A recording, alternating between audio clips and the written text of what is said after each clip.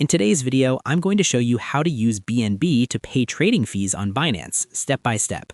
Whether you're actively trading every day and want to save on fees, or you simply want to set things up once and forget about it, this simple guide will walk you through everything you need to know.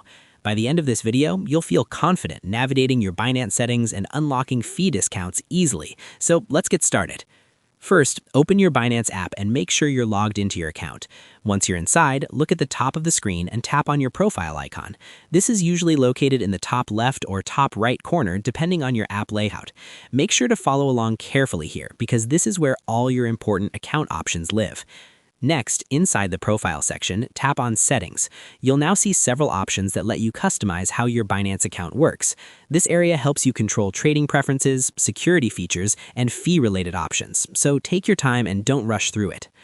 To make the process smoother, here are a few quick tips. Make sure your Binance app is updated to the latest version, your account is verified, and you already have some BNB in your spot wallet. Doing this beforehand can save you time and help prevent unnecessary issues when trading. Once you're inside the settings menu, look for the option labeled Use BNB to pay fees and tap on it. You'll see a simple toggle switch. Turn this toggle on so Binance automatically uses your BNB balance to cover trading fees. After that, you should be able to enjoy discounted trading fees without any interruptions. It's also a good idea to regularly check your BNB balance and top it up when needed so the discount stays active.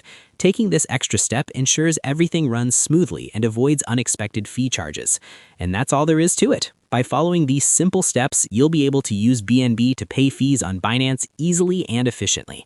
Thanks for watching, and I hope you found this tutorial helpful. If this helped you out, feel free to share it with others who want to save on trading fees too.